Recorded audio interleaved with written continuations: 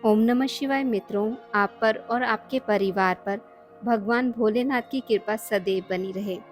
आज मैं आपको सातों वारों की संपूर्ण कथाएं सुनाने जा रही हूँ, जिन्हें नित्य नियम से प्रतिदिन सुनने से होती है मनोकामनाओं की पूर्ति।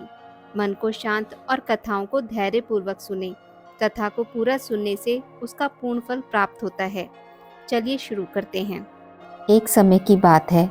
अमरपुर नामक नगर में एक धनवान व्यवसायी रहता था। उसका व्यापार बहुत दूर तक फैला हुआ था। यहाँ के सभी नगरवासी उसका बहुत आदर करते थे। उस व्यापारी के पास किसी भी चीज़ की कमी नहीं थी, लेकिन फिर भी वह अपने जीवन में सुखी नहीं था।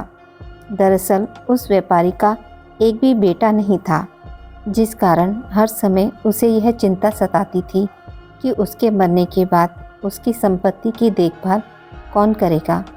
वह व्यापारी बेटे की चाहत में हर सोमवार को बाबा भोलेनाथ की पूजा करता और शाम ढलते ही मंदिर जाकर शंकर भगवान के सामने दीप जलाता था।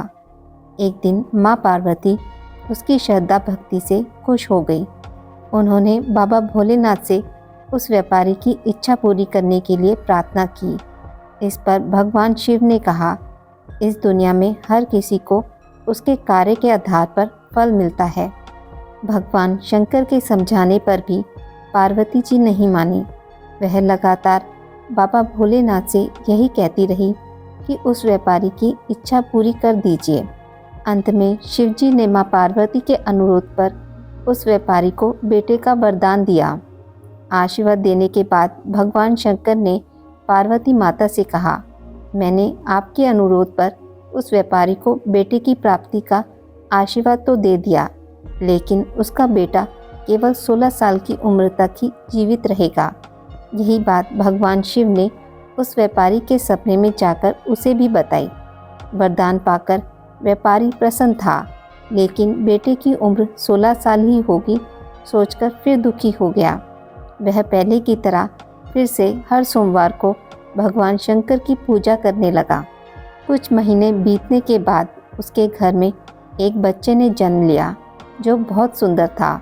उसका नाम अमर रखा गया। बेटे के जन्म के साथ ही व्यापारी के घर में खुशियां छा गई।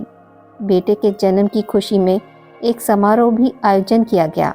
इस जश्न के माहौल में व्यापारी अभी भी दुखी था। हर समय उसे यही डर लगता रहता था कि उसका बेटा अधिक दिनों तक जीवित नहीं रहेगा। धीरे धीरे समय बीतता गया। उसका बेटा अमर 12 साल का हो गया। एक दिन व्यापारी ने अपने बेटे को अपनी पत्नी के भाई दीपचंद के साथ पढ़ाई के लिए बनारस भेज दिया। वाराणसी जाते समय रास्ते में जहाँ भी अमर और दीपचंद आराम करने के लिए रुकते, वहाँ वो यज्ञ और ब्राह्मणों के लिए भोजन की व्यवस्था करते जाते थे। कुछ दूर जाने के बाद अमर और दीपचंद एक नगरी में पहुँचे। यह नगर के महाराज की बेटी चंद्रिका की शादी थी, जिसके लिए पूरे नगर को दुल्हन की तरह सजाया गया था। ठीक उसी समय बारात भी आ गई। इस समय लड़के का पिता परेशान था, क्योंकि उसके बेटे की एक आंख खराब थी। उन्हें डर था कि अगर लड़की वालों को यह बात पता चल गई तो वह शादी तोड़ देंगे। तभी उसकी नज़र अमर और दीपचंद पर पड़ी। लड़के के पिता के मन में तुरंत यह ख्याल आया कि क्यों ना अमर को ही दूल्हा बनाकर शादी के मंडप में बिठा दिया जाए। एक बार जब उसका विवाह राजकुमारी से हो जाएगा तो फिर उसके बाद उसे कुछ पैसे देकर वहाँ से विदा कर देंगे। फिर राजकुमारी और अपने बेटे को अपने घर ले आएंगे। लड़के के पिता ने बिना देरी के दीपचंद से इस बारे में बात की और धन का प्रस्ताव रखा। दीपचंद ने पैसों के लालच में आकर तुरंत हाँ बोल दिया और अमर को दूल्हा बनाकर मंडप में बिठा दिया। यहाँ राजा ने राजकुमारी का कन्यादान कर विवाह संपन्न कराया और बहुत सारी संपत्ति के साथ अपनी बेटी को विदा किया। शादी के बाद जब अमर वहाँ से लौट रहा था तो उसे लगा कि झूठ बोलना सही नहीं है, और उसने राजकुमारी चंद्रिका के दुपट्टे पर सारी सच्चाई लिख दी। अमर ने लिखा, प्रिय राजकुमारी चंद्रिका, तुम्हारे साथ छल हुआ है। तुम्हारा विवाह मेरे साथ कराया गया। मैं एक व्यापारी का पुत्र हूँ और फिलहाल पढ़ाई के लिए वाराणसी जा रहा हूँ। तुम्हारी शादी जिससे तय हुई थी उसकी एक आंख खराब है। राजकुमारी ने यह सच जानने के बाद उस लड़के के साथ जाने से इनकार कर दिया और अपने पिता के साथ ही रहने लगी। उधर अमर वाराणसी के गुरुकुल में पहुंचकर पढ़ाई करने लगा। धीरे धीरे समय बीतता गया और अमर 16 साल का हो गया।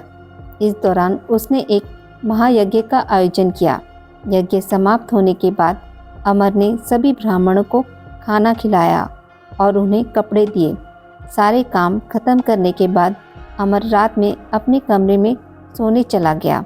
भगवान शंकर के वरदान के मुताबिक उसी रात अमर के प्राण चले गए। अगली सुबह जब दीपचंद उसके कमरे में पहुंचा तो उसने देखा कि अमर जीवित नहीं है।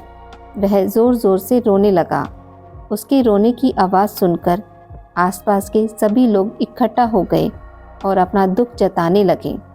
दीपचंद के रोने की आवाज़ भगवान शंकर और माँ पार्वती के कानों तक भी पहुंची। यह सुन माता पार्वती ने कहा, हे स्वामी, मैं दीपचंद के रोने की इस आवाज़ को बर्दाश्त नहीं कर पा रही हूँ। कृपया करके इसके दुख को दूर करें। पार्वती जी की बात सुनकर बाबा भोलेनाथ अमर के पास पहुँचे। यहाँ उन्होंने देखा कि यह तो वही बालक है जिसे केवल 16 साल की उम्र तक ही जीवित रहने का आशीर्वाद मिला था। इसके बाद भगवान शिव सीधे माँ पार्वती के पास पहुँचे और कहा, हे गौरी, मरने वाला बालक उसी व्यापारी का पुत्र है। इसने अपनी उम्र पूरी कर ली है। यह सुन माता पार्वती ने भगवान शिव से एक बार फिर से आग्रह किया। उन्होंने कहा, स्वामी, आप कृपा करके इस बालक को दोबारा जीवित कर दें। इसे मृत देख इसके माता पिता भी अपने प्राण त्याग देंगे। माता पार्वती ने बाबा भोलेनाथ को याद दिलाया कि अमर के पिता उनके सबसे बड़े भक्त हैं। कई सालों से वे हर सोमवार को उनकी पूजा करते आ रहे हैं। माँ गौरी के अनुरोध पर भगवान शंकर ने अमर को जीवित होने का आशीर्वाद दिया और अमर दोबारा जिंदा हो गया। कुछ समय बाद अमर की पढ़ाई पूरी हो गई तो वह अपने मामा दीपचंद के साथ वापस अपने गांव को चला गया। चलते चलते दोनों उसी नगरी में जा पहुँचे जहां राजकुमारी चंद्रिका से उसका विवाह हुआ था। यहाँ पहुंचकर अमर ने एक महायज्ञ किया। तभी पास से गुजर रहे उस नगर के महाराज ने महायज्ञ होते देखा। महाराज ने एक ही पल में अमर को पहचान लिया और महायज्ञ के समाप्त होते ही वो अमर और दीपचंद को अपने साथ ले गए। कुछ दिनों तक उन्होंने अमर और दीपचंद को अपने महल में ही रखा। उसके बाद महाराज ने संपत्ति और कपड़े देकर राजकुमारी को अमर के साथ भेज दिया। महाराज ने रास्ते में उनकी रक्षा के लिए कुछ सैनिक भी भेज दिए। दीपचंद भी महल से अपने नगर को पहुंचा और दूत के हाथों अमर के आने की सूचना व्यापारी तक पहुंचाई।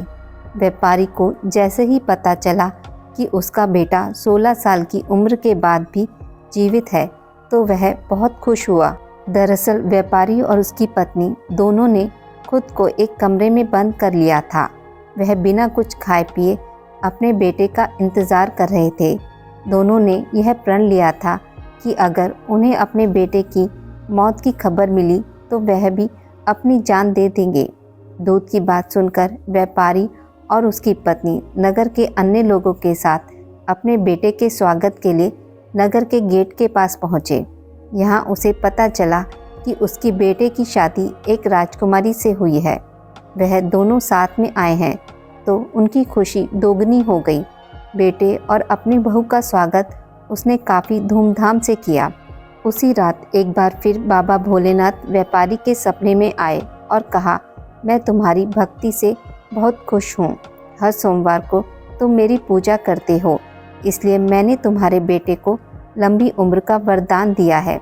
भगवान शिव की यह बातें सुनने के बाद व्यापारी बहुत खुश हुआ। बेटे का जीवन वापस मिलने के बाद भी व्यापारी हर सोमवार को भगवान शिव की आराधना करता रहा।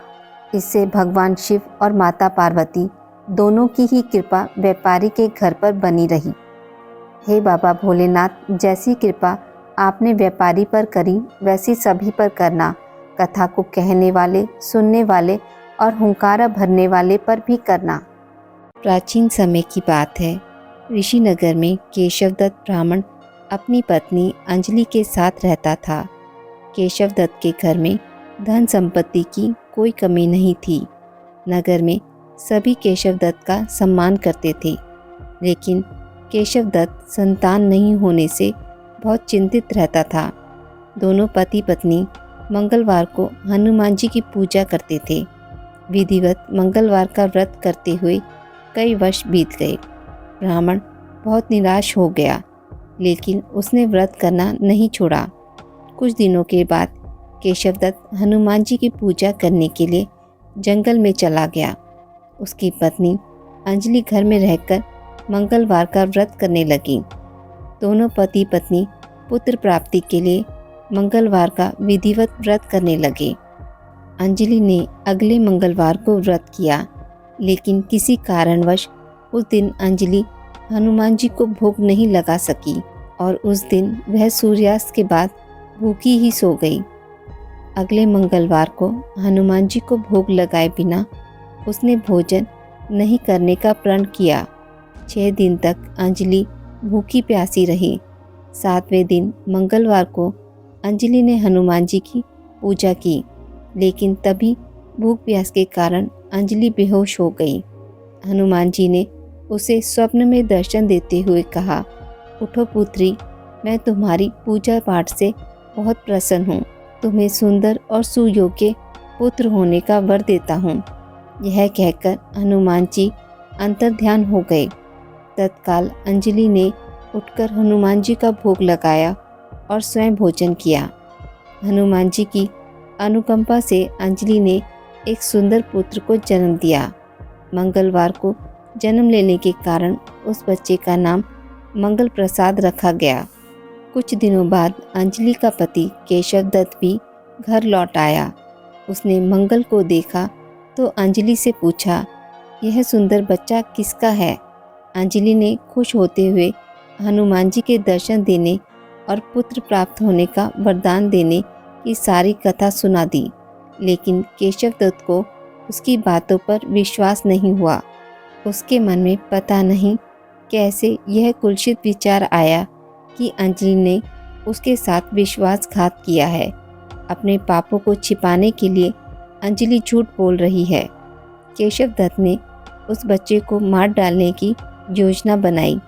एक दिन केशवदत्त स्नान के लिए कुएं पर गया। मंगल भी उसके साथ था। केशवदत्त ने मौका देखकर मंगल को कुएं में फेंक दिया और घर आकर बहाना बना दिया कि मंगल तो कुएं पर मेरे पास पहुंचा ही नहीं। केशवदत्त के इतने कहने के ठीक बाद मंगल दौड़ता हुआ घर लौट आया। केशवदत्त मंगल को देखकर बुरी तरह हैरान हो उठा। उसी रात हनुमान जी ने केशवदत्त को स्वप्न में दर्शन देते हुए कहा, तुम दोनों के मंगलवार व्रत करने से प्रसन्न होकर पुत्र जन्म का वर मैंने दिया था, फिर तुम अपनी पत्नी पर शक क्यों करते हो? उसी समय केशवदत्त ने अंजलि को जाकर उसे क्षमा मांगते हुए स्वप्न में हनुमान जी के दर्शन देने की सारी कहानी कह सुनाई। केशवदत्त ने अपने बेटे को हृदय से लगाकर बहुत प्यार किया। उस दिन के बाद सभी आनंद पूर्वक रहने लगे। मंगलवार का विधिवत व्रत करने से केशवदत्त और उनके सभी कष्ट दूर हो गए। इस तरह जो स्त्री पुरुष विधिवत मंगलवार का व्रत करके व्रत कथा सुनते हैं, हनुमान जी उनके सभी कष्ट दूर करके घर में धन संपत्ति का भंडार भर देते हैं। शरीर के सभी रक्त विकारों के रोग भी नष्ट हो जाते हैं। समतापुर नगर में मधुसूदन नाम का एक व्यक्ति रहता था। वह बहुत ही धनवान था। मधुसूदन का विवाह बलरामपुर नगर की सुंदर लड़की संगीता से हुआ था। एक बार मधुसूदन अपनी पत्नी को लेने बुधवार के दिन बलरामपुर गया। मधुसूदन ने पत्नी के माता पिता से संगीता को विदा करने के लिए कहा। माता पिता बोले, बेटा आज बुधवार है, बुधवार को किसी भी शुभ कार्य के लिए यात्रा नहीं करते। लेकिन मधुसूदन नहीं माना। उसने ऐसी शुभ अशुभ की बातों को ना मानने की बात कही। दोनों ने बैलगाड़ी से यात्रा प्रारंभ की। 2 कोस की यात्रा के बाद उसकी गाड़ी का पहिया टूट गया। वहाँ से दोनों ने पैदल की यात्रा शुरू की। रास्ते में संगीता को प्यास लगी। मधुसूदन उसे एक पेड़ के नीचे बैठाकर जल लेने चला गया। थोड़ी देर बाद जब मधुसूदन कहीं से जल लेकर वापस आया तो वह बुरी तरह हैरान हो उठा, क्योंकि उसकी पत्नी के पास उसकी ही शक्ल सूरत का एक दूसरा व्यक्ति बैठा था। संगीता भी मधुसूदन को देखकर हैरान रह गई। वह दोनों में कोई अंतर नहीं कर पाई। मधुसूदन ने उस व्यक्ति से पूछा, तुम कौन हो? मेरी पत्नी के पास क्यों बैठे हो? मधुसूदन की बात सुनकर उस व्यक्ति ने कहा, अरे भाई, यह मेरी पत्नी संगीता है। मैं अपनी पत्नी को ससुराल से विदा करके लाया हूँ। लेकिन तुम कौन हो जो मुझसे ऐसा प्रश्न कर रहे हो? मधुसूदन ने कहा, तुम ज़रूर कोई चोर या ठग हो। यह मेरी पत्नी संगीता है। मैं इसे पेड़ के नीचे बैठाकर जल लेने गया था। इस पर उस व्यक्ति ने कहा, अरे भाई, झूठ तुम बोल रहे हो। संगीता को प्यास लगने पर जल लेने मैं गया था। मैंने तो जल लाकर अपनी पत्नी को पिला भी दिया है। अब तुम चुपचाप यहाँ से चलते बनो, नहीं तो किसी सिपाही को बुलाकर तुम्हें पकड़वा दूंगा। दोनों एक दूसरे से लड़ने लगे। उन्हें लड़ते देख बहुत से लोग वहाँ एकत्र हो गए।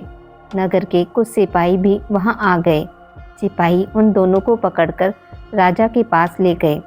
सारी कहानी सुनकर राजा भी कोई निर्णय नहीं कर पाया। संगीता भी उन दोनों में से अपने वास्तविक पति को नहीं पहचान पा रही थी। राजा ने दोनों को कारागार में डालने के लिए कहा।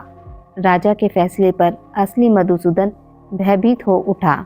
तभी आकाशवाणी हुई, मधुसूदन, तूने संगीता के माता पिता की बात नहीं मानी और बुधवार के दिन अपनी ससुराल से प्रस्थान किया। यह सब भगवान बुद्ध देव के प्रकोप से हो रहा है। मधुसूदन ने भगवान बुद्ध देव से प्रार्थना की, हे भगवान बुद्ध देव, मुझे क्षमा कर दीजिए। मुझसे यह बहुत बड़ी गलती हुई है। भविष्य में अब कभी बुधवार के दिन यात्रा नहीं करूँगा और सदैव बुधवार को आपका व्रत किया करूँगा। मधुसूदन के प्रार्थना करने से भगवान बुद्ध देव ने उसे क्षमा कर दिया। तभी दूसरा व्यक्ति राजा के सामने से गायब हो गया। राजा और दूसरे लोग इस चमत्कार को देखकर हैरान हो गए। भगवान बुद्धदेव की इस अनुकंपा से राजा ने मधुसूदन और उसकी पत्नी को सम्मानपूर्वक विदा किया। कुछ दूर चलने पर रास्ते में उन्हें बैलगाड़ी मिल गई। बैलगाड़ी का टूटा हुआ पहिया भी जुड़ा हुआ था। दोनों उसमें बैठकर समतापुर की ओर चल दिए। मधुसूदन और उसकी पत्नी संगीता दोनों बुधवार को व्रत करते हुए आनंदपूर्वक जीवन यापन करने लगे। इस तरह भगवान बुद्धदेव की कृपा से उनके यहाँ खुशियाँ बरसने लगीं।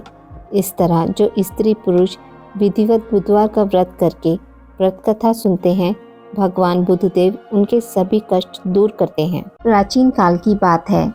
इसी राज्य में एक बड़ा प्रतापी और दानी राजा राज करता था। वह गुरुवार को व्रत रखकर दीन दुखियों की मदद करके पुण्य प्राप्त करता था, परंतु यह बात उसकी रानी को अच्छी नहीं लगती थी।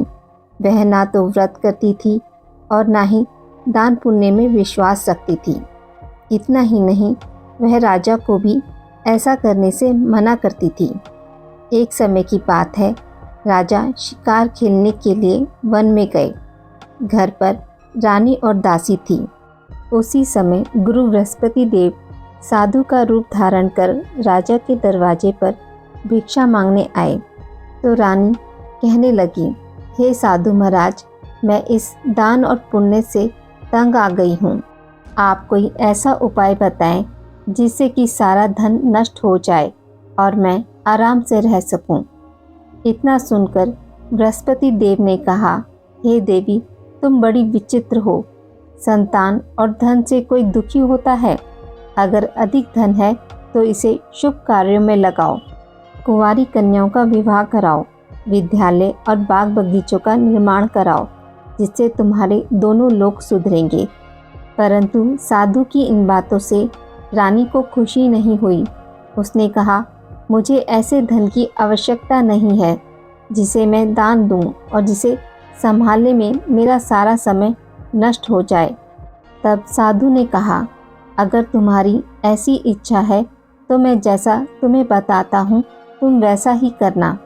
गुरुवार के दिन तुम घर को गोबर से लीपना, अपने बालों को पीली मिट्टी से धोना, राजा से हजामत बनाने को कहना, भोजन में मांस मदिरा का प्रयोग करना, कपड़े धोबी के यहाँ धुलने देना। इस प्रकार 7 बृहस्पतिवार करने से तुम्हारा समस्त धन नष्ट हो जाएगा। इतना कहकर साधु के रूप में बृहस्पति देव अंतर्ध्यान हो गए। साधु की कही बातों को पूरा करते हुए रानी को केवल 3 बृहस्पतिवार बीते थे कि उनकी समस्त धन संपत्ति नष्ट हो गई। भोजन के लिए राजा का परिवार तरसने लगा। तब एक दिन राजा ने रानी से बोला कि हे रानी, तुम यहीं रहो, मैं दूसरे देश को जाता हूँ, क्योंकि यहाँ पर मुझे सभी लोग जानते हैं, इसलिए मैं कोई छोटा कार्य नहीं कर सकता। ऐसा कहकर राजा दूसरे देश चला गया। वहाँ वह जंगल में लकड़ी काटकर लाता और शहर में बेचता। इस तरह वह अपना जीवन व्यतीत करने लगा। इधर राजा के प्रदेश जाते ही रानी और दासी दुखी रहने लगी। एक बार जब रानी और दासी को 7 दिन तक बिना भोजन के रहना पड़ा तो रानी ने अपनी दासी से कहा, हे दासी, पास के नगर में मेरी बहन रहती है, वह बड़ी धनवान है, तू उसके पास जा और कुछ ले आ, ताकि थोड़ी बहुत गुजर बसर हो जाए। दासी रानी की बहन के पास गई। उस दिन गुरुवार था और रानी की बहन उस समय बृहस्पतिवार व्रत की कथा सुन रही थी। दासी ने रानी की बहन को अपनी रानी का संदेश दिया, लेकिन रानी की बड़ी बहन ने कोई उत्तर नहीं दिया। जब दासी को रानी की बहन से कोई उत्तर नहीं मिला तो वह बहुत दुखी हुई और उसे क्रोध भी आया। दासी ने रानी को सारी बात बता दी। ये सुनकर रानी ने अपने भाग्य को कोसा। उधर रानी की बहन ने सोचा कि मेरी बहन की दासी आई थी, परंतु मैं उसे नहीं बोली, इससे वह बहुत दुखी हुई होगी। कथा सुनकर और पूजा समाप्त करके वह अपनी बहन के घर आई और कहने लगी, हे बहन, मैं बृहस्पतिवार का व्रत कर रही थी, तुम्हारी दासी मेरे घर आई थी, परंतु जब तक कथा होती है तब तक ना तो उठते हैं और ना ही बोलते हैं, इसलिए मैं नहीं बोली। बताओ दासी क्यों आई थी? रानी बोली, बहन, तुमसे क्या छुपाऊं, हमारे घर में खाने तक को अनाज नहीं है। ऐसा कहते कहते रानी की आंखें भर आई। उसने अपनी दासी समेत पिछले 7 दिनों से भूखे रहने की पूरी बात अपनी बहन को बता दी। देखो बहन, भगवान बृहस्पति देव सबकी मनोकामना पूर्ण करते हैं। देखो, शायद तुम्हारे घर में भी अनाज रखा हो। पहले तो रानी को विश्वास नहीं हुआ, पर बहन के आग्रह करने पर उसने दासी को अंदर भेजा तो उसे सचमुच अनाज से भरा एक घड़ा मिल गया। यह देखकर दासी को बड़ी हैरानी हुई। दासी रानी से कहने लगी कि हे रानी, जब हमको भोजन नहीं मिलता तो हम व्रत ही तो करते हैं, इसलिए क्यों ना इनसे व्रत और कथा की विधि पूछ ली जाए ताकि हम भी व्रत कर सकें। तब रानी ने अपनी बहन से बृहस्पतिवार व्रत के बारे में पूछा। उसकी बहन ने बताया, बृहस्पतिवार के व्रत में चने की दाल और मुनक्का केले की जड़ में अर्पित करें तथा दीपक जलाएं, व्रत कथा सुनें और पीला भोजन ही करें। इससे बृहस्पति देव और भगवान विष्णु प्रसन्न होते हैं। व्रत और पूजा की विधि बताकर रानी की बहन अपने घर लौट आई। 7 दिन के बाद जब गुरुवार आया तो रानी और दासी ने व्रत रखा। वह घुड़साल में जाकर चना और गुड़ लेकर आई। फिर उसने केले की जड़ तथा भगवान विष्णु की पूजा की। अब पीले भोजन की चिंता को लेकर दोनों बहुत दुखी हुई। उन्होंने व्रत रखा था, इसलिए बृहस्पति देव उनसे प्रसन्न थे। वह एक साधारण व्यक्ति का रूप धारण कर 2 थालों में पीला भोजन दासी को दे गए। भोजन पाकर दासी प्रसन्न हुई और फिर रानी के साथ मिलकर भोजन ग्रहण किया। उसके बाद वह सभी गुरुवार के व्रत और पूजा करने लगी। बृहस्पति देव की कृपा से उनके पास फिर से धन संपत्ति आ गई, परंतु रानी फिर से पहले की तरह आलस्य करने लगी। तब दासी बोली, देखो रानी, तुम पहले भी इसी प्रकार आलस्य करती थी। तुम्हें धन रखने में कष्ट होता था, इस कारण सभी धन नष्ट हो गया, और अब जब देव बृहस्पति की कृपा से धन मिला है तो तुम फिर से आलस करने लगी हो। रानी को समझाते हुए दासी कहती है कि बड़ी मुसीबतों के बाद हमने ये धन पाया है, इसलिए हमें दान पुण्य करना चाहिए और धन को शुभ कार्यों में खर्च करना चाहिए। इससे तुम्हारे कुल का यश बढ़ेगा, स्वर्ग की प्राप्ति होगी, पितृ प्रसन्न होंगे। दासी की बात मानकर रानी अपना धन शुभ कार्यों में खर्च करने लगी, जिससे पूरे नगर में उसका यश फैलने लगा। बृहस्पतिवार व्रत कथा के बाद श्रद्धा के साथ आरती की जानी चाहिए। इसके बाद प्रसाद बांटकर उसे ग्रहण करना चाहिए। एक दिन राजा दुखी होकर जंगल में पेड़ के नीचे आसन जमाकर बैठ गया। वह अपनी दशा को याद करके व्याकुल होने लगा। बृहस्पतिवार का दिन था। एकाएक उसने देखा कि निर्जन वन में एक साधु प्रकट हुए। वह साधु वेश में स्वयं बृहस्पति देवता थे। लक्कड़हारे के सामने आकर बोले, हे लक्कड़हारे, इस सुनसान जंगल में तू चिंता मगन क्यों बैठा है? लक्कड़हारे ने दोनों हाथ जोड़कर प्रणाम किया और उत्तर दिया, महात्मा जी, आप सब कुछ जानते हैं, मैं क्या कहूँ। यह कहकर रोने लगा और साधु को अपनी आत्मकथा सुनाई। महात्मा जी ने कहा, तुम्हारी स्त्री ने बृहस्पतिवार के दिन बृहस्पति भगवान का निरादर किया है, जिसके कारण रुष्ट होकर उन्होंने तुम्हारी यह दशा कर दी। अब तुम चिंता को दूर करके मेरे कहने पर चलो तो तुम्हारे सब कष्ट दूर हो जाएंगे और भगवान पहले से भी अधिक संपत्ति देंगे। तुम बृहस्पतिवार के दिन कथा किया करो। 2 पैसे के चने मक्का लाकर उसका प्रसाद बनाओ और शुद्ध जल से लोटे में शक्कर मिलाकर अमृत तैयार करो। कथा के पश्चात अपने सारे परिवार और सुनने वाले प्रेमियों में अमृत व प्रसाद बांटकर आप भी ग्रहण करो। ऐसा करने से भगवान तुम्हारी सभी मनोकामनाएं पूरी करेंगे। साधु के ऐसे वचन सुनकर लक्कड़हारा बोला, हे प्रभु, मुझे लकड़ी बेचकर इतना पैसा नहीं मिलता जिससे भोजन के उपरांत कुछ बचा सकूं। मैंने रात्रि में अपनी पत्नी को व्याकुल देखा है।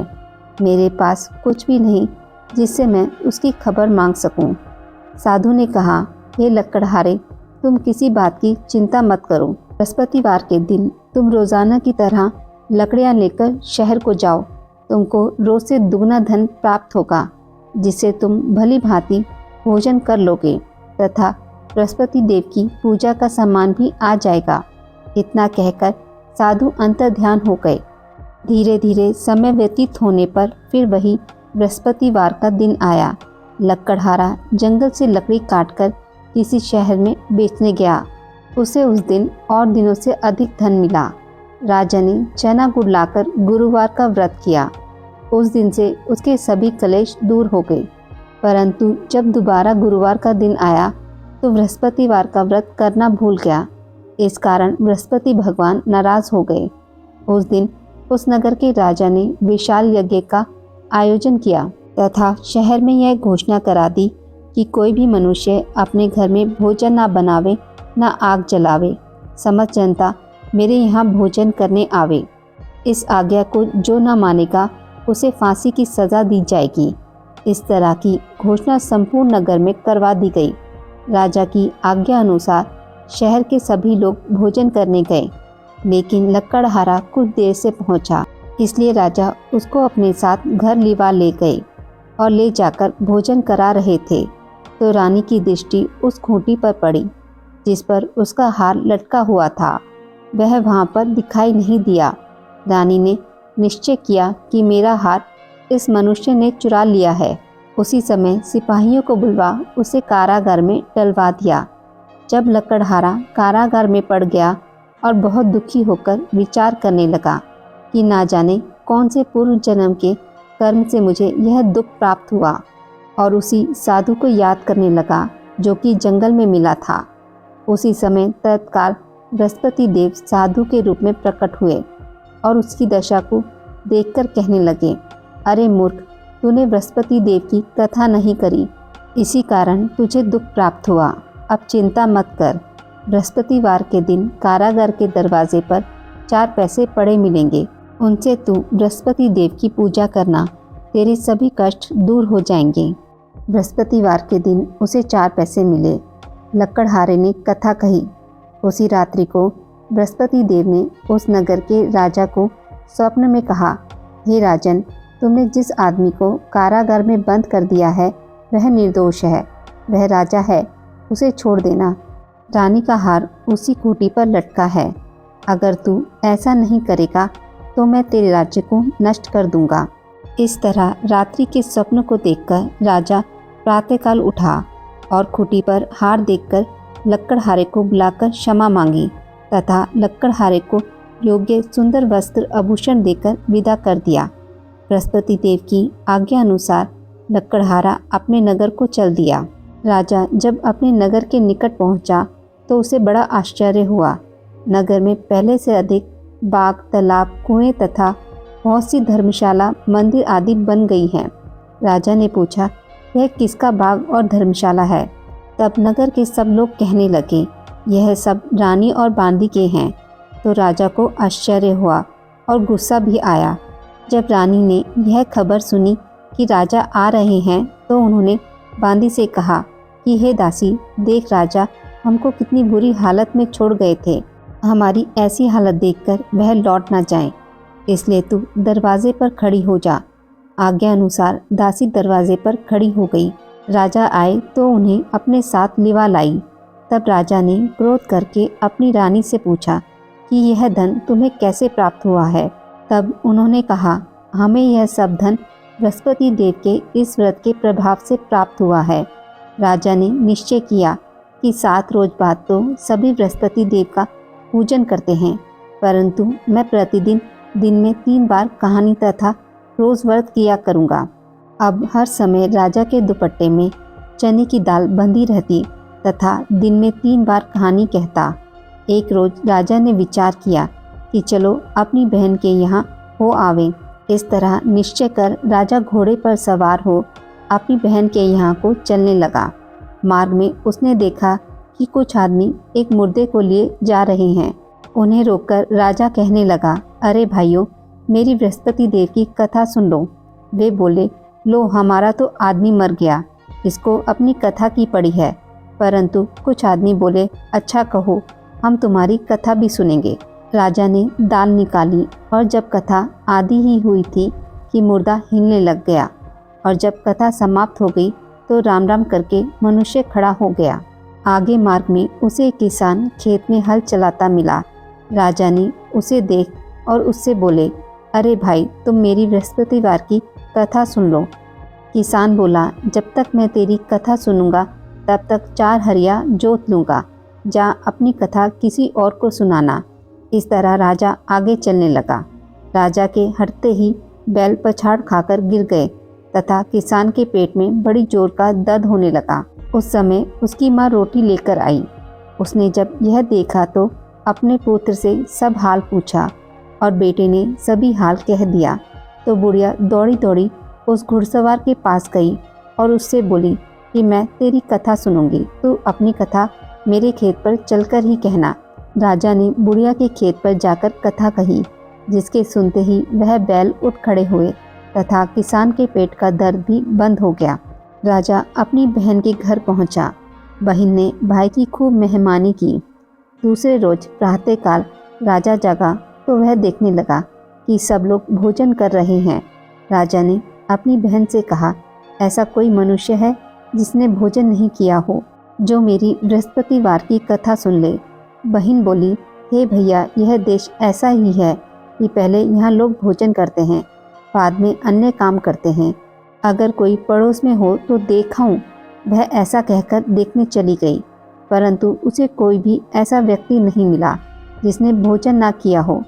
अतः वह एक कुम्हार के घर गई जिसका लड़का बीमार था। उसे मालूम हुआ कि उनके यहाँ 3 रोज से किसी ने भोजन नहीं किया है। रानी ने अपने भाई की कथा सुनने के लिए कुमार से कहा। वह तैयार हो गया। राजा ने जाकर बृहस्पतिवार की कथा कही, जिसको सुनकर उसका लड़का ठीक हो गया। अब तो राजा की प्रशंसा होने लगी। एक रोज राजा ने अपनी बहन से कहा कि हे बहन, हम अपने घर को जाएंगे, तुम भी तैयार हो जाओ। राजा की बहन ने अपनी सास से कहा। सास ने कहा, चली जा, परंतु अपने लड़के को मत ले जाना, क्योंकि तेरे भाई के कोई औलाद नहीं है। बहन ने अपने भाई से कहा, हे भैया, मैं तो चलूँगी, पर कोई बालक नहीं जाएगा। राजा बोला, जब कोई बालक नहीं चलेगा तब तुम ही क्या करोगी। बड़े दुखी मन से राजा अपने नगर को लौट आया। राजा ने अपनी रानी से कहा, हम निर्वंशी हैं, हमारा मुख देखने का धर्म नहीं है और कुछ भोजन आदि नहीं किया। रानी बोली, हे प्रभु, बृहस्पति देव ने हमें सब कुछ दिया है, वह हमें औलाद अवश्य देंगे। उसी रात को बृहस्पति देव ने राजा के स्वप्न में कहा, हे राजा, उठ, सभी सोच को त्याग दे, तेरी रानी गर्भ से है। राजा को यह बात सुनकर बड़ी खुशी हुई। 9वें महीने में उसके गर्भ से एक सुंदर पुत्र पैदा हुआ। तब राजा बोला, हे रानी, स्त्री बिना भोजन के रह सकती है, पर बिना कहे नहीं रह सकती। जब मेरी बहन आवे तुम उससे कुछ मत कहना। रानी ने सुनकर हाँ कर दिया। जब राजा की बहन ने यह शुभ समाचार सुना तो वह बहुत खुश हुई तथा बधाई लेकर अपने भाई के यहाँ आई। तभी रानी ने कहा, घोड़ा चढ़कर तो नहीं आई, गधा चढ़ी आई। राजा की बहन बोली, भाभी, मैं इस प्रकार ना कहती तो तुम्हें औलाद कैसे मिलती। बृहस्पति देव ऐसे ही हैं, जैसी जिसकी कामना हो सभी को पूर्ण करते हैं। जो सद्भावना पूर्वक बृहस्पतिवार का व्रत करता है, कथा पढ़ता है अथवा सुनाता है, दूसरों को सुनाता है, बृहस्पति देव उसकी सभी मनोकामनाएं पूर्ण करते हैं। भगवान बृहस्पति देव उसकी सदैव रक्षा करते हैं। संसार में जो मनुष्य सद्भावना से भगवान जी का पूजन व्रत सच्चे हृदय से करते हैं, तो उनकी सभी मनोकामनाएं पूर्ण करते हैं। जैसी सच्ची भावना से रानी और राजा ने उनकी कथा का गुणगान किया, तो उनकी सभी इच्छाएं बृहस्पति देव जी ने पूर्ण की थी। इसलिए पूर्ण कथा सुनने के बाद प्रसाद लेकर जाना चाहिए। हृदय से उनका मनन करते हुए जयकारा बोलना चाहिए। बोलो बृहस्पति देव की जय, भगवान विष्णु की जय। बृहस्पति देव की कथा। प्राचीन काल में एक ब्राह्मण रहता था। वह बहुत ही निर्धन था। उसकी कोई संतान नहीं थी। उसकी स्त्री बहुत मलिनता के साथ रहती थी। वह स्नान न करती, किसी देवता का पूजन न करती। इससे ब्राह्मण देवता बड़े दुखी थे। बेचारे बहुत कुछ कहते थे, किंतु उसका कुछ परिणाम ना निकला। भगवान की कृपा से ब्राह्मण की स्त्री के कन्या रूपी रत्न पैदा हुआ। कन्या बड़ी होने पर प्रातः स्नान करके विष्णु भगवान का जाप व बृहस्पतिवार का व्रत करने लगी। अपने पूजन पाठ को समाप्त करके विद्यालय जाती तो अपनी मुट्ठी में जौ भरकर ले जाती और पाठशाला के मार्ग में डालती जाती। तब ये जौ स्वर्ण के हो जाते। लौटते समय उनको बीनकर घर ले आती थी। एक दिन वह बालिका सूप में उस सोने के जौ को फटकार कर साफ कर रही थी कि उसके पिता ने देख लिया और कहा, हे बेटी, सोने के जौ के लिए सोने का सूप होना चाहिए। दूसरे दिन बृहस्पतिवार था। इस कन्या ने व्रत रखा और बृहस्पति देव से प्रार्थना करके कहा, मैंने आपकी पूजा सच्चे मन से की हो तो मेरे लिए सोने का सूप दे दो। बृहस्पति देव ने उसकी प्रार्थना स्वीकार कर ली। रोजाना की तरह वह कन्या जौ फैलाती हुई जाने लगी। जब लौटकर जौ बीन रही थी तो बृहस्पति देव की कृपा से सोने का सूप मिला। उसे वह घर ले आई और उसमें जौ साफ करने लगी, परंतु उसकी माँ का वही ढंग रहा। एक दिन की बात है कि वह कन्या सोने के सूप में जौ साफ कर रही थी। उस समय उस शहर के राजा का पुत्र वहाँ से होकर निकला। इस कन्या के रूप को, कार्य को देखकर मोहित हो गया तथा अपने घर आकर भोजन तथा जल त्याग कर उदास होकर लेट गया। राजा को जब इस बात का पता लगा तो अपने प्रधानमंत्री के साथ उसके पास गए और बोले, हे बेटा, तुम्हें किस बात का कष्ट है? किसी ने अपमान किया है अथवा कोई और कारण है? सो कहो, मैं वही कार्य करूँगा जिससे तुम्हें प्रसन्नता हो। अपने पिता की राजकुमार ने बातें सुनी तो वह बोला, मुझे आपकी कृपा से किसी बात का दुख नहीं है। किसी ने मेरा अपमान भी नहीं किया, परंतु मैं उस लड़की से विवाह करना चाहता हूँ जो सोने के सूप में जौ साफ कर रही थी।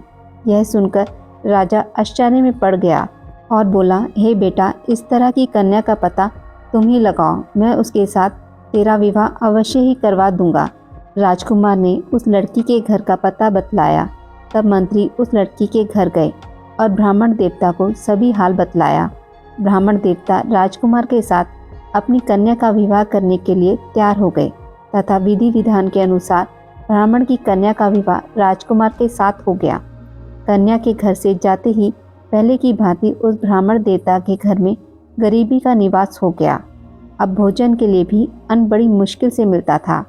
एक दिन दुखी होकर ब्राह्मण देवता अपनी पुत्री के पास गए। बेटी ने पिता की दुखी अवस्था को देखा और अपनी माँ का हाल पूछा। तब ब्राह्मण ने सभी हाल कहा। कन्या ने बहुत सा धन देकर अपने पिता को विदा कर दिया। इस तरह ब्राह्मण का कुछ समय सुखपूर्वक व्यतीत हुआ। कुछ दिन बाद फिर वही हाल हो गया। ब्राह्मण फिर अपनी कन्या के यहाँ गया और सारा हाल कहा। तो लड़की बोली, हे पिताजी, आप माताजी को यहाँ लिवा लाओ, मैं उन्हें विधि बता दूंगी जिससे गरीबी दूर हो जाए।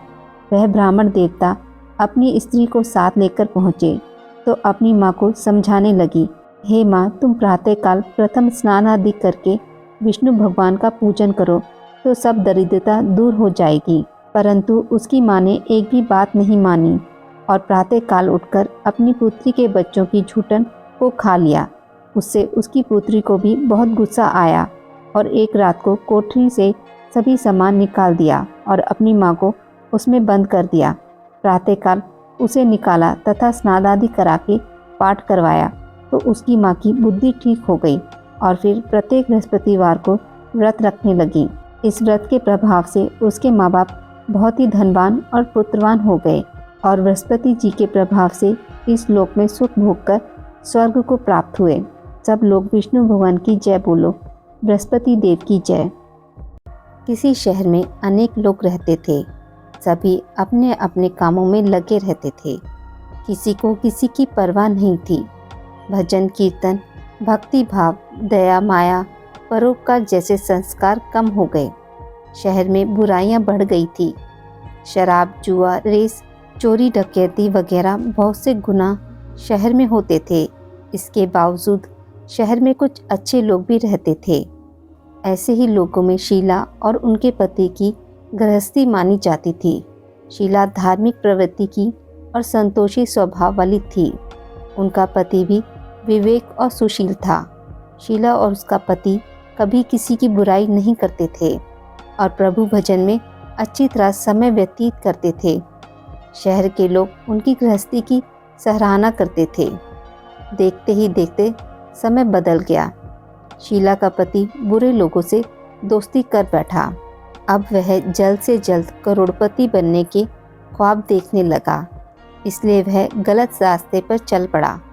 फलस्वरूप वह रोड़पति बन गया, यानी रास्ते पर भटकते भिखारी जैसी उसकी हालत हो गई थी। शराब, जुआ, रेस, चरस, गांजा वगैरह बुरी आदतों में शीला का पति भी फंस गया। दोस्तों के साथ उसे भी शराब की आदत हो गई। इस प्रकार उसने अपना सब कुछ रेस जुए में गंवा दिया। शीला को पति के बर्ताव से बहुत दुख हुआ, किंतु वह भगवान पर भरोसा कर सब कुछ सहने लगी। वह अपना अधिकांश समय प्रभु भक्ति में बिताने लगी।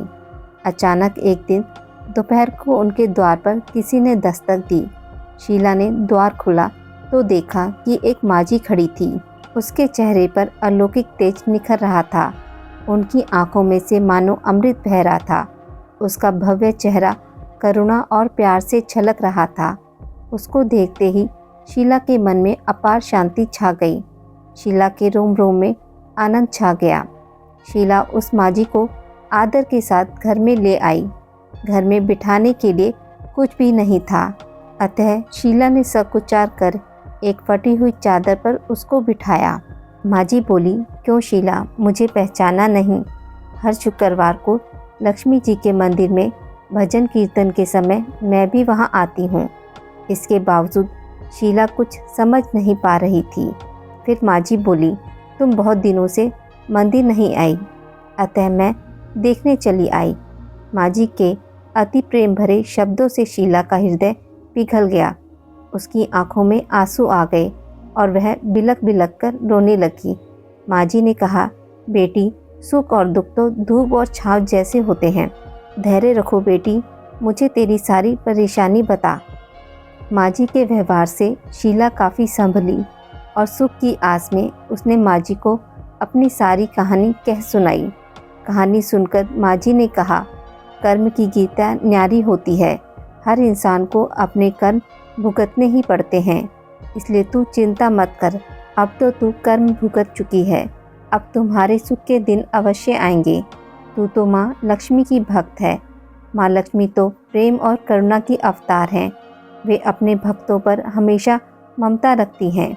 इसलिए तू धैर्य रखकर माँ लक्ष्मी का व्रत कर, इससे सब कुछ ठीक हो जाएगा। शीला के पूछने पर माँ जी ने उसे व्रत की सारी विधि बताई। माँ जी ने कहा, बेटी, माँ लक्ष्मी का व्रत बहुत सरल है। उसे वरद लक्ष्मी व्रत या वैभव लक्ष्मी व्रत कहा जाता है। यह व्रत करने वाले की सब मनोकामनाएं पूर्ण होती हैं। वह सुख संपत्ति और यश प्राप्त करता है। शीला यह सुनकर आनंदित हो गई। शीला ने संकल्प करके आंखें खोली तो सामने कोई नहीं था। वह विस्मित हो गई कि माँ जी कहाँ गई। शीला को तत्काल यह समझने देर नहीं लगी कि माँ जी कोई और नहीं, साक्षात लक्ष्मी जी ही थी। दूसरे दिन शुक्रवार था। सवेरे स्नान करके स्वच्छ कपड़े पहनकर शीला ने माँ जी द्वारा बताई हुई विधि से पूरे मन से व्रत किया। आखिर में प्रसाद वितरण हुआ। यह प्रसाद पहले पति को खिलाया। प्रसाद खाते ही पति के स्वभाव में फर्क पड़ गया। उस दिन उसने शीला को मारा नहीं, सताया भी नहीं। शीला को बहुत आनंद हुआ। उनके मन में वैभव लक्ष्मी व्रत के लिए श्रद्धा बढ़ गई।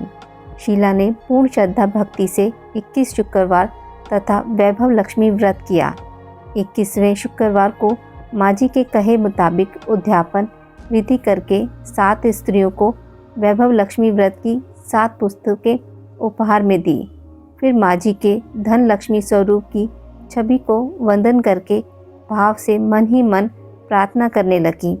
हे माँ धन लक्ष्मी, मैंने आपका वैभव लक्ष्मी व्रत करने की मन्नत मानी थी। वह व्रत आज पूर्ण किया है।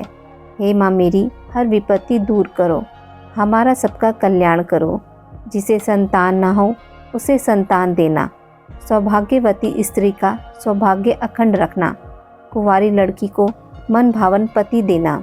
जो आपका यह चमत्कारी वैभव लक्ष्मी व्रत करे, उनकी सब विपत्ति दूर करना, सभी को सुखी करना। हे माँ, आपकी महिमा अपार है। ऐसा बोलकर लक्ष्मी जी के धन लक्ष्मी स्वरूप की छवि को प्रणाम किया।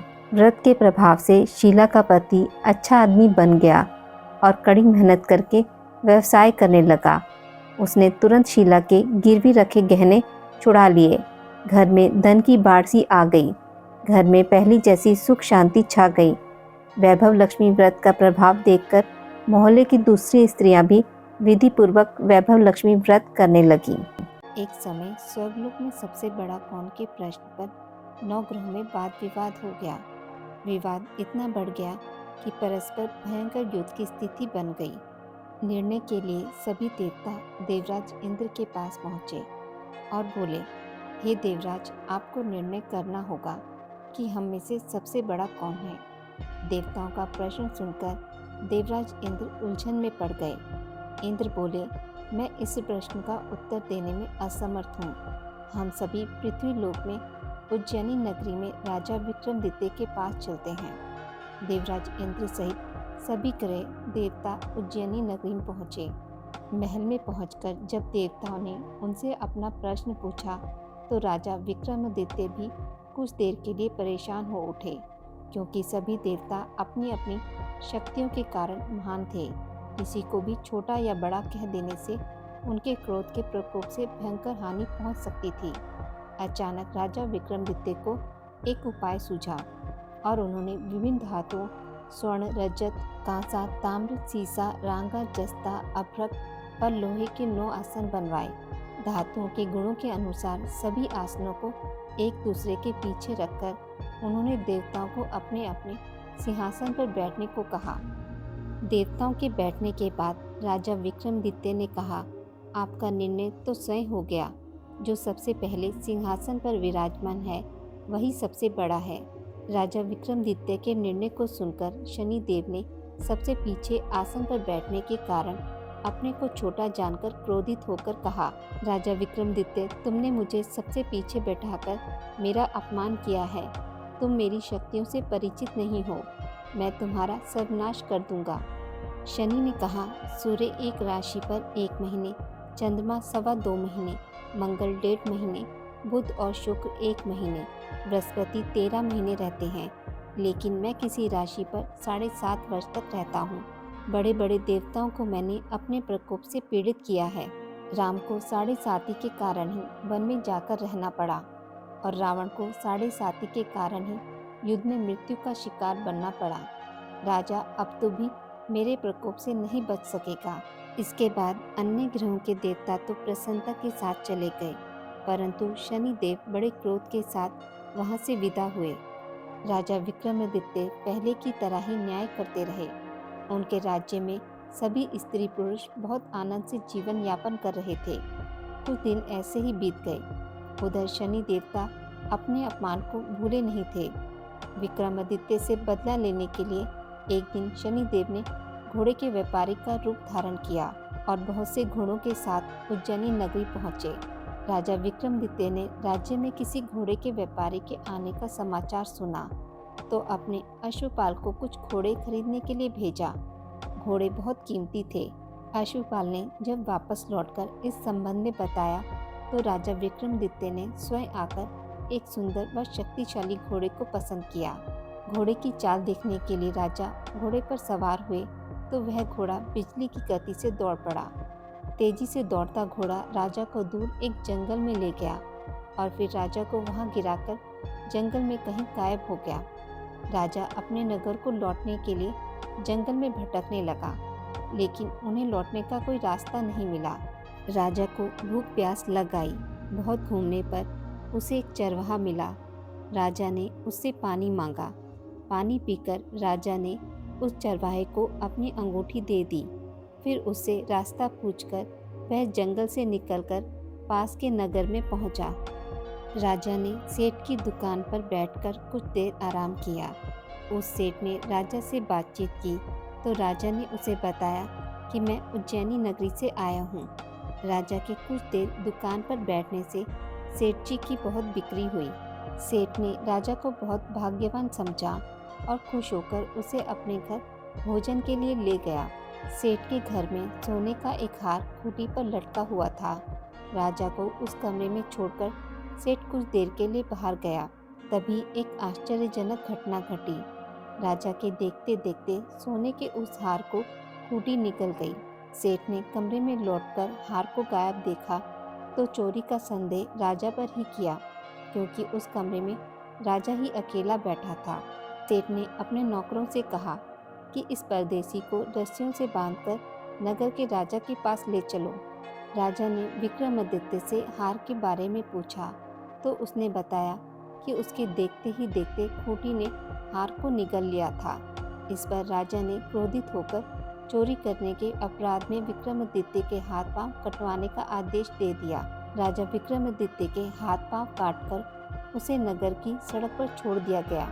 कुछ दिन बाद एक तेली उसे उठाकर अपने घर ले गया और उसे अपने कोल्हू पर बैठा दिया। राजा आवाज देकर बैलों को हाँकता रहता। इस तरह तेली का बैल चलता रहा और राजा को भोजन मिलता रहा। शनि के प्रकोप की 7.5 पूरे होने पर वर्षा ऋतु प्रारंभ हुई। एक रात राजा विक्रमादित्य मेघमल्हार गा रहा था कि तभी नगर के राजा की लड़की राजकुमारी मोहिनी रथ पर सवार उस तेली के घर के पास से गुजरी। उसने मेघमल्हार सुना तो उसे बहुत अच्छा लगा और दासी को भेजकर गाने वाले को बुला लेने को कहा। दासी ने लौटकर राजकुमारी को अपंग राजा के बारे में सब कुछ बता दिया। राजकुमारी उसके मेघमल्हार से बहुत मोहित हुई, अतः उसने सब कुछ जानकर भी अपंग राजा से विवाह करने का निश्चय कर लिया। राजकुमारी ने अपने माता पिता से जब यह बात कही तो वह हैरान रह गए। रानी ने मोहिनी को समझाया, बेटी, तेरे भाग्य में तो किसी राजा की रानी होना लिखा है, फिर तू इस अपंग से विवाह करके अपने पांव पर कुल्हाड़ी क्यों मार रही है? राजकुमारी ने अपनी जिद नहीं छोड़ी। अपनी जिद पूरी कराने के लिए उसने भोजन करना छोड़ दिया और प्राण त्यागने का निश्चय कर लिया। आखिर राजा रानी को विवश होकर अपंग विक्रमादित्य से राजकुमारी का विवाह करना पड़ा। विवाह के बाद राजा विक्रमादित्य और राजकुमारी तेली के घर में रहने लगे। उसी रात स्वप्न में शनिदेव ने राजा से कहा, राजा, तुमने मेरा प्रकोप देख लिया। मैंने तुम्हें अपने अपमान का दंड दिया है। राजा ने शनिदेव से क्षमा करने को कहा और प्रार्थना की कि हे शनिदेव, आपने जितना दुख मुझे दिया अन्य किसी को ना देना। शनिदेव ने कुछ सोचकर कहा, राजा, मैं तो तुम्हारी प्रार्थना स्वीकार करता हूँ। जो कोई स्त्री पुरुष मेरी पूजा करेगा, शनिवार को व्रत करके मेरी व्रत कथा सुनेगा, उस पर मेरी अनुकंपा बनी रहेगी। प्रातःकाल राजा विक्रमादित्य की नींद खुली तो अपने हाथ पांव देखकर राजा को बहुत खुशी हुई। उसने मन ही मन शनिदेव को प्रणाम किया। राजकुमारी भी राजा के हाथ पांव सही सलामत देखकर आश्चर्य में डूब गई। तब राजा विक्रमादित्य ने अपना परिचय देते हुए शनिदेव के प्रकोप की सारी कहानी सुनाई। सेठ को जब इस बात का पता चला तो दौड़ता हुआ तेली के घर पहुंचा और राजा के चरणों में गिरकर क्षमा मांगने लगा। राजा ने उसे क्षमा कर दिया क्योंकि यह सब तो शनिदेव के प्रकोप के कारण हुआ था। सेठ राजा को अपने घर ले गया और उसे भोजन कराया। भोजन करते समय वहाँ आश्चर्यजनक घटना घटी। सबके देखते देखते उस खूंटी ने हार उगल दिया। सेठ जी ने अपनी बेटी का विवाह भी राजा के साथ कर दिया और बहुत से स्वर्ण आभूषण, धन आदि देकर राजा के साथ विदा किया। राजा विक्रमादित्य राजकुमारी मोहिनी और सेठ की बेटी के साथ उज्जैनी पहुँचे तो नगरवासियों ने हर्ष से उनका स्वागत किया। अगले दिन राजा विक्रमादित्य ने पूरे राज्य में घोषणा कराई कि शनिदेव सब देवों में सर्वश्रेष्ठ हैं। प्रत्येक स्त्री पुरुष शनिवार को उनका व्रत करे और व्रत कथा अवश्य सुने। राजा विक्रमादित्य की घोषणा से शनिदेव बहुत प्रसन्न हुए।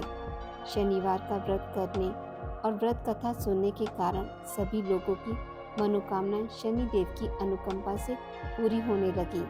सभी लोग आनंद पूर्वक रहने लगे। बोलिए शनिदेव महाराज की जय। सालों पहले एक बुढ़िया सूर्यदेव की भक्ति में पूरी तरह से लीन थी। वो हर रविवार को सुबह स्नान कर घर के आंगन को गोबर से अच्छी तरह लिपाई करके सूर्यदेव की पूजा करती थी। फिर सूर्यदेव के लिए व्रत रखकर शाम को उन्हें भोग लगाने के बाद भोजन करती थी। उस बुढ़िया की भक्ति भावना से सूर्यदेव काफ़ी प्रसन्न थे और भगवान की कृपा से उस बुढ़िया को किसी तरह की परेशानी नहीं होती थी। उस बुढ़िया की खुशी और संपन्नता को देखकर उसकी पड़ोसन को जलन होने लगी। वह बुढ़िया अपनी पड़ोसन के आंगन में बंधी गाय के गोबर से आंगन को लीपा करती थी। पड़ोसन ने जलन के मारे उस गाय को आंगन की जगह घर के अंदर बांधना शुरू कर दिया। अब अगले रविवार को सुबह बुढ़िया को सूर्यदेव की पूजा करने के लिए गाय का गोबर नहीं मिला, जिस कारण वह सूर्यदेव की पूजा नहीं कर पाई और पूरे दिन खुद भी भूखी रही। रात में सूर्यदेव उस बुढ़िया के सपने में आए और उससे पूजा ना करने और भोग ना लगाने का कारण पूछा। जवाब में बुढ़िया ने बताया, घर के आंगन को लीपने के लिए गोबर नहीं था, इसलिए पूजा नहीं कर पाई। पूजा नहीं करी तो भोग भी नहीं चढ़ाया। बुढ़िया की बात सुनकर सूर्यदेव उनसे कहते हैं कि मैं तुम्हारी भक्ति से प्रसन्न हूँ, इसलिए मैं तुम्हें एक गाय दे रहा हूँ, वो तुम्हारे घर को धन से भर देगी। यह कहते ही सूर्यदेव उसके सपने से चले गए। अगली सुबह जब बुढ़िया की आँख खुलती है तब वह देखती है कि उसके आंगन में एक सुंदर गाय और बछड़ा बंधा हुआ है। यह सब देखकर वह हैरान हो गई। उसे अपने सपने की कोई बात याद नहीं थी। इसे उसने सूर्यदेव की कृपा समझा और गाय को चारा देने लगी। बुढ़िया के आंगन में सुंदर गाय और बछड़े को देखकर पड़ोसन की जलन बढ़ गई। कुछ देर बाद जब बुढ़िया घर के अंदर जाती है तो गाय सोने का गोबर करती है। यह देखकर पड़ोसन चौंक जाती है और उस गोबर को उठाकर अपने घर ले आती है और अपने गाय के गोबर को उसके आंगन में रख देती है। यह सिलसिला कुछ दिनों तक चलता रहा और वो पड़ोसन धनवान हो गई। इधर बुढ़िया को किसी बात की खबर नहीं थी क्योंकि वो सूर्य देव की भक्ति में खोई रहती थी। उधर सूर्य देव को उस महिला की हरकतों पर काफ़ी गुस्सा आता है। उनके गुस्से के कारण धूप काफ़ी बढ़ जाती है, जिस कारण बुढ़िया गाय और बछड़े को घर के अंदर बांध देती है। उसी रात आंधी चलने लगती है, इसलिए वह गाय और बछड़े को आंगन में नहीं निकालती। रात भर गाय अंदर ही बंधी रही। सुबह जैसे ही बुढ़िया की नींद खुलती है तो वो सोने का गोबर देखकर हैरान हो जाती है। उस दिन के बाद से रोज़ाना वो गाय को घर के अंदर बांधने लगी। गाय के सोने के गोबर से बुढ़िया धनवान हो गई, जिसे देखकर पड़ोसन को और जलन होने लगी। पड़ोसन ने जलन के मारे सोने के गोबर देने वाली गाय के बारे में उस राजा को बता दिया। राजा को जैसे ही सोने के गोबर देने वाली गाय का पता चला तो उन्होंने तुरंत सैनिकों को भेजकर उसे महल लाने के लिए कहा।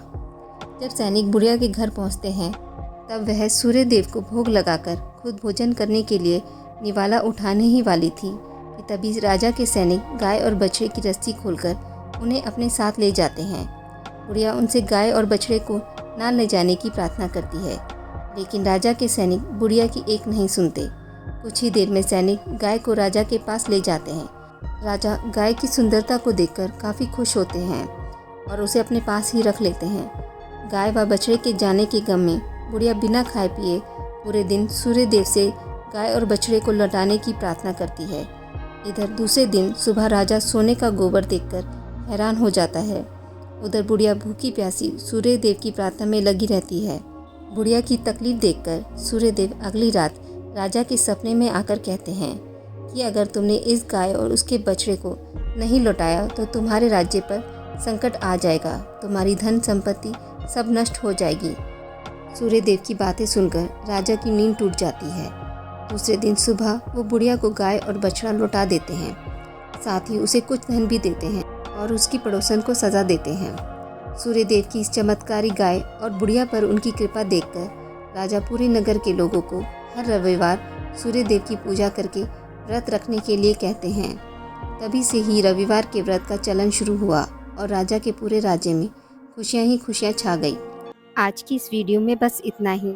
मित्रों, अगर आपको मेरी वीडियोस पसंद आती हैं तो इसे लाइक और शेयर ज़रूर करें और पूजा पाठ से जुड़ी जानकारी के लिए मेरे चैनल को सब्सक्राइब करना ना भूलें। धन्यवाद।